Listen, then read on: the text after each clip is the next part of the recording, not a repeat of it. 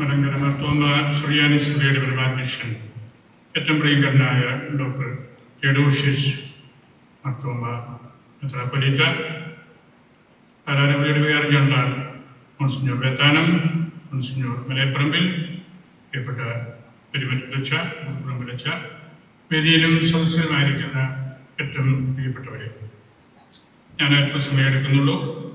രാവ് 45 മിനിറ്റ്സ് നമ്മളോട് സംസാരിച്ചു. അനുഗ്രഹീതമായ പ്രഭാഷണമായിരുന്നു. രാവിൻ്റെ അവർ വലിയ വചന പരിചയവും ലോകപരിചയവും എല്ലാം നമ്മൾ കേട്ടു. മദ്യവും മയക്കുമരുന്നുമില്ലാത്ത ഒരു പാലായാണ് തെയോഡോഷ്യസ് ആഗ്രഹിക്കുന്നത് എന്ന് നമ്മൾ കേട്ടു. ആരെങ്കിലും താമസിച്ച് വന്നെങ്കിൽ അവരോട് ഒന്ന് കേട്ടോട്ടെന്ന് ഞാൻ എടുത്തു പറഞ്ഞതാണ്. രാവിൻ്റെ ആഗ്രഹം അതാണ്, പാലാരൂപതയ്ക്കുള്ളിൽ ആരും മദ്യപിക്കരുത്, മയക്കുമരുന്ന് ഉപയോഗിക്കരുത്, എല്ലാവരും ഉണരണം.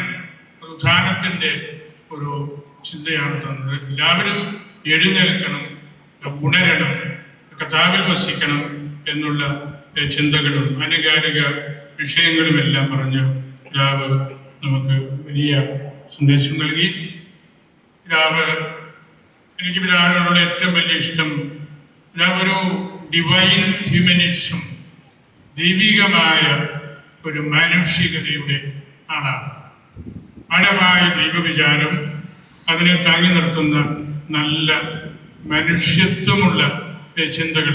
പിതാവെന്ന കേരളത്തിലെ എക്യുമെനിക്കൽ, തിയോളജിക്കൽ, അതുപോലെ മറ്റ് സാംസ്കാരിക ഫോറങ്ങളിലെല്ലാം നിറഞ്ഞു നിൽക്കുന്ന ആളാണ്. എറണാകുളത്ത് PUC വെച്ചും പിതാവിൻ്റെ തന്നെ അരമനയിലും 2 ആഴ്ച മുമ്പ് എക്യുമെനിക്കൽ കൂടിവരവരായിട്ട് റോമിൽ നിന്നുള്ള പിതാക്കന്മാരും ഞങ്ങൾ കത്തോലിക്കാ സഭയിലെ പിതാക്കന്മാരുമെല്ലാം ഒന്നിച്ചിരുന്നു. പിതാവിന് നല്ല ദിവ്യശാസ്ത്ര പഠിപ്പുള്ള അച്ഛന്മാരുണ്ട്.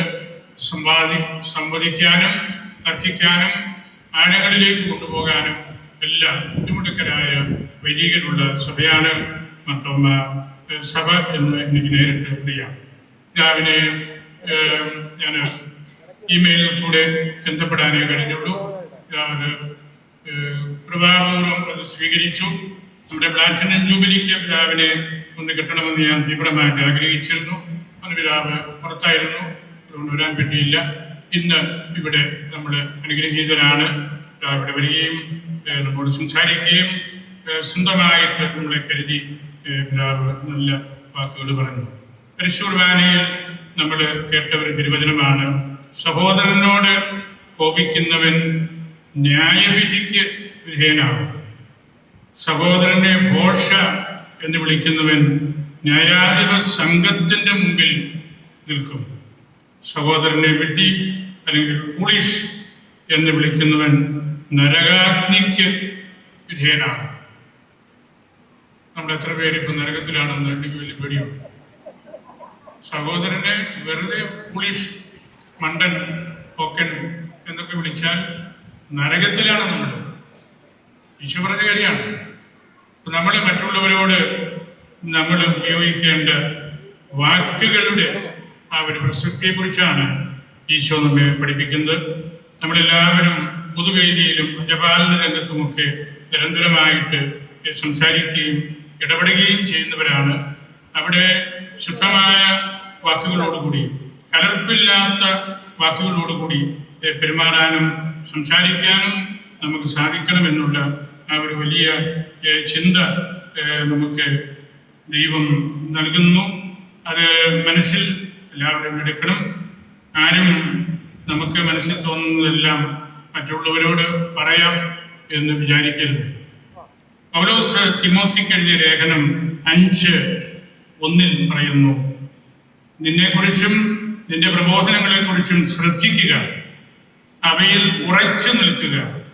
അങ്ങനെ ചെയ്യുന്നത് വഴി നീ നിന്നെ തന്നെയും നിന്റെ ശ്രോതാക്കളെയും രക്ഷിക്കും.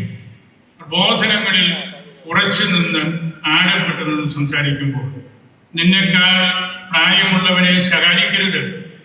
അവനെ പിതാവിനെ പോലെയും യുവാക്കന്മാരെ സഹോദരന്മാരെ പോലെയും പ്രായം ചെന്ന സ്ത്രീകളെ മാതാക്കളെ പോലെയും യുവതികളെ നിർമ്മലതയോടെ സഹോദരിമാരെ പോലെയും പരിഗണിച്ച് ഉപദേശിക്കുക. എത്ര സമ്പന്നമായ വാക്കാണ് പൗലോസ് ജയിലിൽ കിടന്നുകൊണ്ട് തിമോത്തിക്ക് എഴുതുന്നതാണ്. പൗലോസിന്റെ ആ ഒരു ചിത്രം വലിയൊരു ഐക്യനായിട്ട് ഞാൻ റോമിലൊരു ദേവാലയത്തിൽ കണ്ടിട്ടുണ്ട്. വൃദ്ധനായ പൗലോസ് തറയിൽ ജയിലിലെ സെല്ലിൽ ജയിൽ പുള്ളികളുടെ വസ്ത്രം അണിഞ്ഞിരിക്കുകയാണ്. കാലിലുള്ള ഷൂ ഒരെണ്ണം പറഞ്ഞ് അകലെ കിടക്കുകയാണ്. അടുത്ത കുറെ പുസ്തകക്കെട്ടുകൾ വെച്ചിട്ടുണ്ട്. ആ പശ്ചാത്തലത്തിലാണ്, അങ്ങനെ ഇരുന്നുകൊണ്ടാണ് അദ്ദേഹം തിമോത്തിക്ക് എഴുതുന്നത്. ലോകാവസാനം വരെ നമ്മൾ ശ്രദ്ധിക്കേണ്ട ചിന്തയാണ് ഈ ഉപദേശത്തിൽ ഉള്ളത് എന്ന് നമുക്കറിയാം. നമ്മളൊക്കെ പലപ്പോഴും വിമർശന വിധേയരാകുന്നത് നമ്മൾ മോശമായ വാക്കുകൾ പറയുന്നു എന്നതാണ്. അത് നമ്മുടെ പാലക്കാരെ കുറിച്ച് ചിലരൊക്കെ പറയാറുണ്ട്, പാലക്കാരെ കുറിച്ച് പരിക്കന്മാരാണ്. മനുഷ്യമായ വാക്കുകളൊക്കെ പറയും. എനിക്ക് നിങ്ങളെ കുറിച്ച് അങ്ങനെ തോന്നിയിട്ടില്ല, നമ്മൾ എല്ലാം ഒന്നാണല്ലോ. എങ്കിലും നമ്മുടെ വാക്കുകൾ കുറച്ച് കൂടിപ്പോകുന്നു എന്നൊക്കെ പറഞ്ഞ് എനിക്ക് എടുത്തുകൊണ്ട് കിട്ടാറുണ്ട്. അതാരെക്കുറിച്ചാണെന്ന് ഞാൻ പ്രത്യേകം പറയുന്നില്ല. നമ്മൾ മോശമായ വാക്കുകൾ ഉപയോഗിക്കുമ്പോൾ അതുവഴി ഉണ്ടാകുന്ന പ്രയാസങ്ങൾ വളരെ വലുതാണ്. മരത്തലയൻ മന്ദബുദ്ധി എന്നൊക്കെയാണ് ഈ പ്രാഖ എന്ന് പറയുന്ന, പുളിഷ് എന്ന് പറയുന്ന വാക്കിന്റെ അർത്ഥമേ. മഹാമണ്ഡൽ, മണ്ണുണ്ണി, ഇതൊക്കെയാണ് പലരും പ്രസംഗത്തിലും ക്ലാസ്സിലും ഒക്കെ പറയുന്നത്.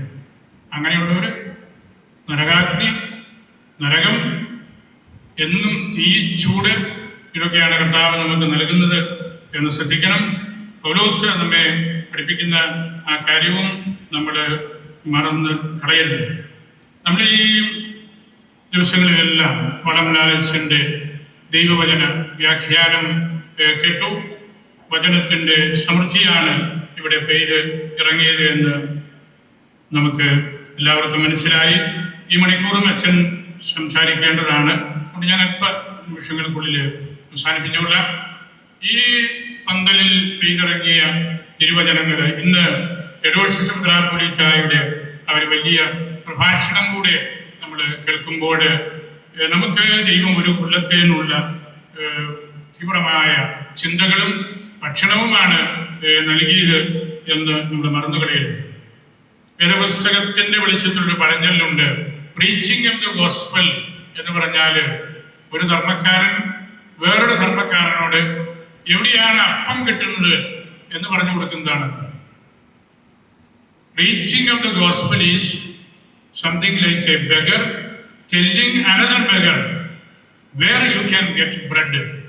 എവിടെ നമുക്ക് അപ്പം കിട്ടും എന്ന് നമ്മൾ പറഞ്ഞു കൊടുക്കുന്ന ഒരു യാചകന്റെ റോളാണ്, ഒരു പ്രീച്ചറിന്റെ റോള് എന്ന് വേദശാസ്ത്രികള്, സഭയുടെ പിതാക്കന്മാര് പറഞ്ഞു വെച്ചിരിക്കുന്നത് നമ്മളുടെ ഹൃദയത്തിൽ നമ്മൾ സൂക്ഷിക്കണം. നല്ലവരായിട്ട് ജീവിക്കാൻ നമുക്ക് സാധിക്കണം. നല്ല സമറിയാക്കാരന്റെ ഒരു വലിയ ഉപമയിൽ അവിടെ പറഞ്ഞിരിക്കുന്ന ഒരു മറുവശം ദുഷ്ടരായ പുരോഹിതന്മാരുടെ ഉപമയാണ്. നല്ല സമറിയാക്കാരന്റെ മനോഹരമായ അതിൽ പറഞ്ഞു കൊണ്ടുവരുന്നത് ദുഷ്ടരായ, ആളുകളോട് സ്നേഹമില്ലാത്ത, ആളുകളുടെ ഗന്ധം അറിയാത്ത യഹൂദ പുരോഹിതന്മാരെ കുറിച്ചാണ്. ധൂർത്തപുത്രന്റെ ഉപമയിലും തിരിച്ചു വരുന്ന മകന്റെ ഉപമയാണ്. തിരിച്ചു വരുന്ന മകന്റെ ഉപമ. ഇവിടെ ഇരിക്കുന്ന ആയിരക്കണക്കിന് ആളുകൾ എവിടെയെങ്കിലും അകന്ന് വിദൂരതയിലേക്ക് പോയിട്ടുണ്ടായിരുന്നുവെങ്കിൽ അങ്ങനെ തിരിച്ചു വരുന്ന മക്കളായിട്ട് നമ്മളിവിടെ ഇപ്പോഴായിരിക്കുകയാണ്. ഈ തിരിച്ചുവരവാണ് ഈ ദൈവവചനത്തിലൂടെ നമ്മൾ സ്വന്തമാക്കുന്നത്, അല്ലെങ്കിൽ നമുക്ക് ആവശ്യമായിട്ടുള്ളത്. ഇന്നലെ വളർന്നാനച്ഛൻ പറഞ്ഞല്ലോ, കൊഴുത്ത കാളക്കുട്ടിയെ കൊന്നു. അവിടെ പരിശുദ്ധ കുർബാനയിലേക്കുള്ള ഒരു സൂചനയാണ്. വലിയ ഒരു ആഘോഷം, ഒരു സെലിബ്രേഷൻ.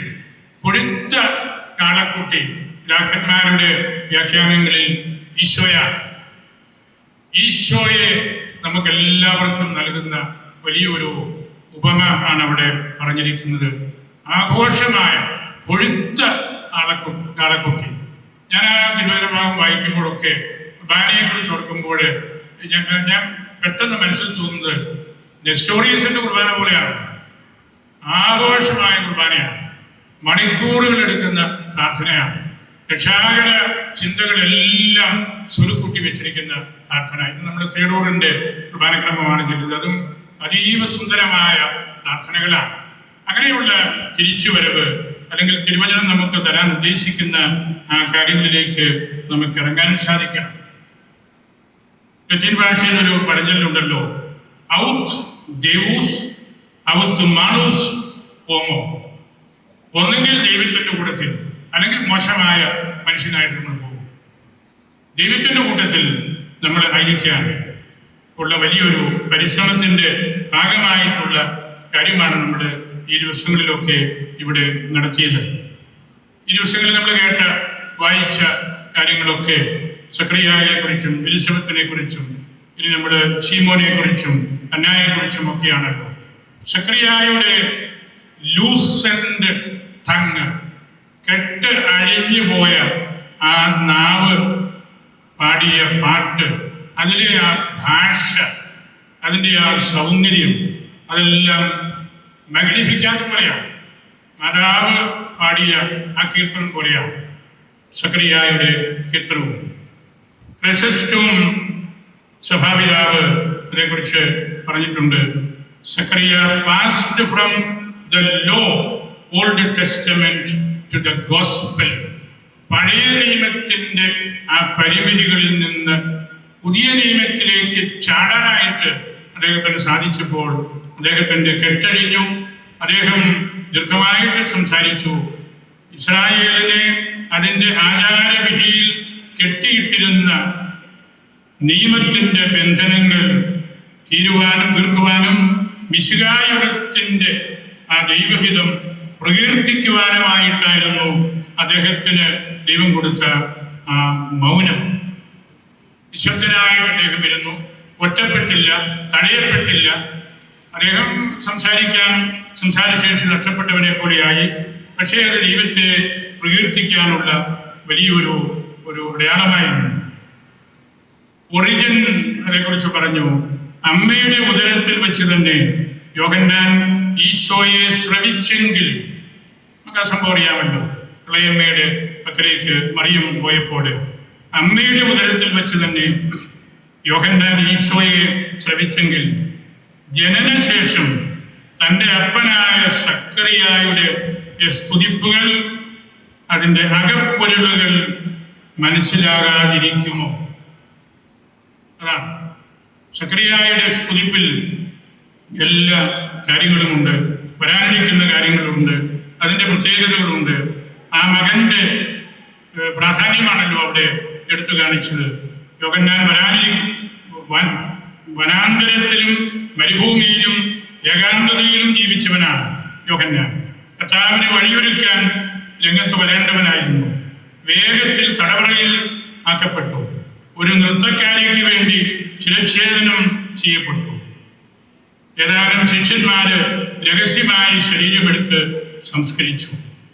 അസ്വസ്ഥരായ ജനത്തോട് ദൈവവചനം പ്രഘോഷിക്കാൻ വളരെ പ്രയാസമാണ്. അവർ നമ്മുടെ കുന്നുകളെ. യോഹന്നാൻ തന്നെയാണ് അതിൻ്റെ ഏറ്റവും നല്ല മാതൃക. അവിടെ നമുക്ക് ദൈവത്തിൽ ശരണപ്പെട്ട് ജീവിക്കാനായിട്ട് സാധിക്കണം. അവരെല്ലാം പറയുന്ന നല്ല വാക്കുകൾ, അമ്മയുടെ മാഗ്നിഫിക്കാത്ത ഈ സക്കറിയായുടെ കീർത്തനം, ഈ ശീമോന്റെ കീർത്തനം, ആ ഭാഷ, അതിലെ ദൈവികത, അതിലുള്ള ആ ന്യൂ ടെസ്റ്റമെന്റ്, അവിടെ ഓൾഡ് ആയിട്ടുള്ള കാര്യങ്ങളെല്ലാം വന്ന് പൂർത്തീകരിക്കപ്പെടുന്നത്, അതൊക്കെയാണ് നമ്മൾ ഈ കാലഘട്ടത്തിൽ, മംഗളവാർത്തയുടെ ഈ കാലഘട്ടത്തിൽ പ്രത്യേകമായിട്ട് ഓർക്കേണ്ടത്. സങ്കീർത്തനം 31 ഒരു ചെറിയ വാക്യമുണ്ടല്ലോ, ഡോമിനെ സ്പെറാമോസ്, ഡോമിനെ ഇൻ യു ലോർഡ്, നാഥ നിന്നിൽ സ്പെറാമോസ് വി ഹോപ്പ്, ഞങ്ങൾ ശരണപ്പെടുന്നത് നിന്നിലാണ്.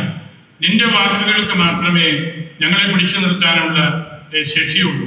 അതുകൊണ്ട് ആ തിരുവചനത്തിലേക്ക് ഞങ്ങളെ കൊണ്ടെത്തിക്കണമേ. മഹാനായ ഗ്രിഗറി പറഞ്ഞ കാര്യമുണ്ടല്ലോ, holy scripture is simple and profound.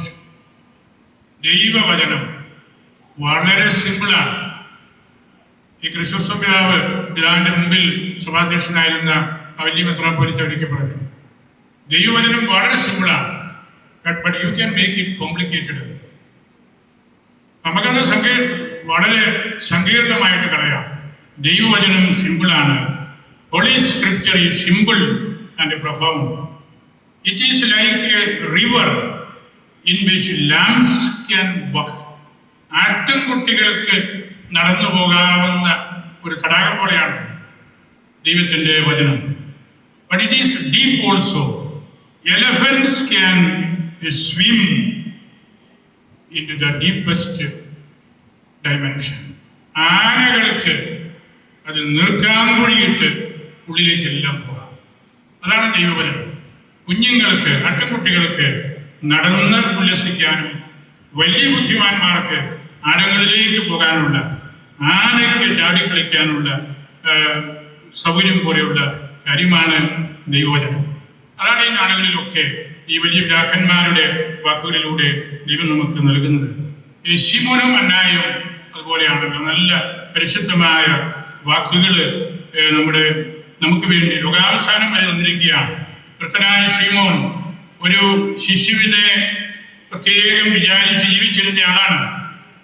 ദൈവത്തിന്റെ വാഗ്ദാനങ്ങളിൽ പ്രത്യാശ അർപ്പിച്ച ദിവ്യനായ ഒരു മനുഷ്യനായിരുന്നു ശിമോൻ. നീതിമാനും ഭക്തനും എന്നായിരുന്നു അദ്ദേഹത്തിന്റെ അഡ്രസ്.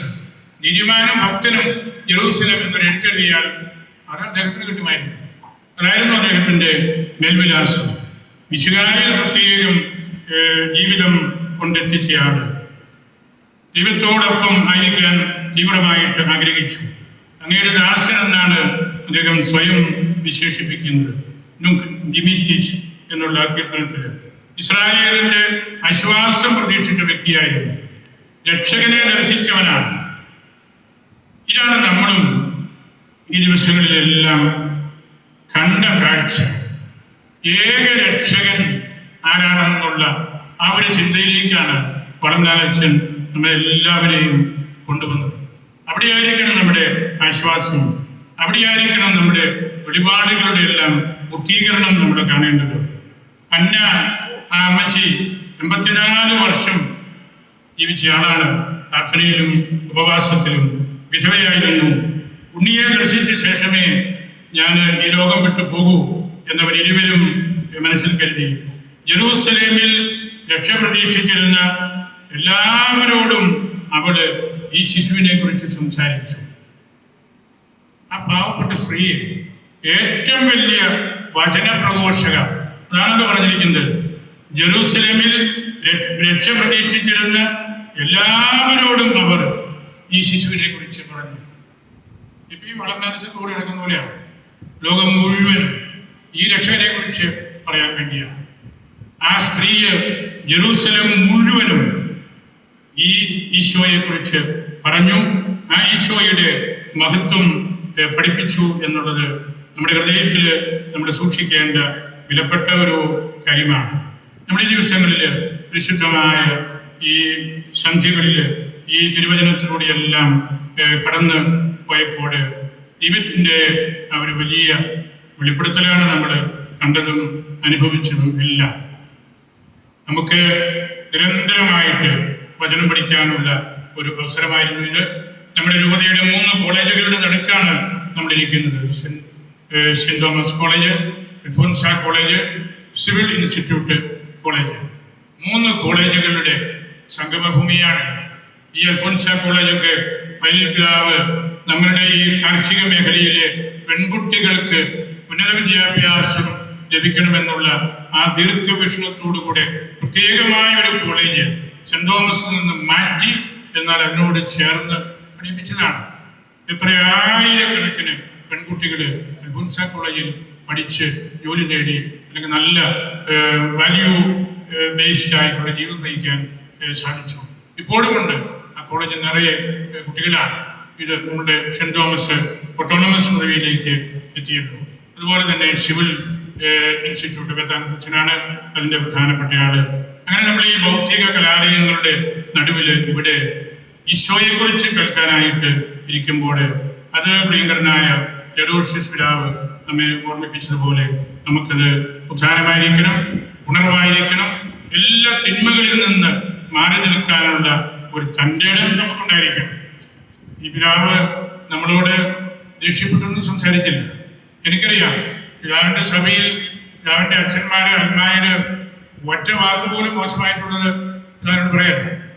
പറഞ്ഞ അന്നേരം വിവരം. അതാണ് പിതാവിനുള്ള കരുത്തുണ്ട്, അതിനുള്ള ആഴമുണ്ട്, അതിനുള്ള ദർശനമുണ്ട്, അതിനുള്ള ലീഡർഷിപ്പ് ഉണ്ട്.